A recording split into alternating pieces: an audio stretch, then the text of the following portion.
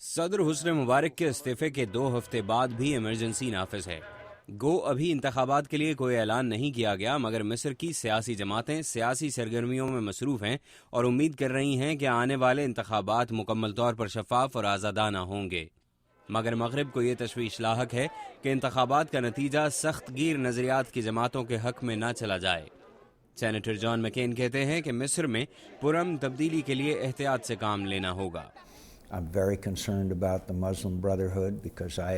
مجھے اخوان المسلمین کے بارے میں کافی تشویش لاحق ہے، کیونکہ میں نے ان کی ویب سائٹ پر ان کے نظریات کو دیکھا ہے۔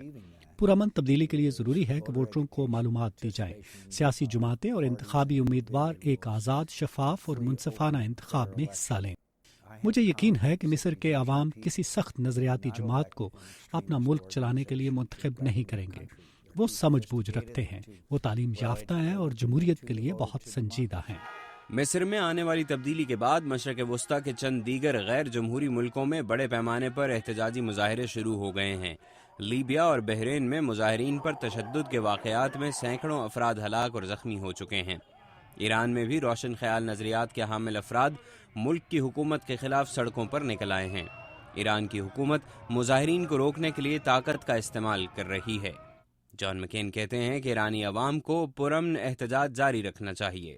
Well, I think peaceful protest is the only method that and only avenue that people have in Iran. پرامن احتجاج وہ واحد راستہ ہے جو ایران کے لوگوں کے پاس ہے۔ یہ ظاہر ہے کہ میڈیا کو حکومت کنٹرول کرتی ہے۔ مجھے اس حکومت کے مظالم کے بارے میں فکر ہے۔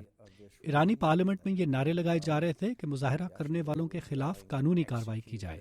یہ بہت غلط ہے۔ میرا خیال ہے کہ دنیا جانتی ہے کہ ایران کی حکومت ایسی ہی ہے اور یہ حکومت تاریخ کو غلط طریقے سے دیکھ رہی ہے۔ جان مکین نے کہا کہ انہیں امید ہے کہ مشرق وسطیٰ کے ممالک پرامن احتجاج کا حق استعمال کرنے والے عوام پر طاقت کا استعمال نہیں کریں گے۔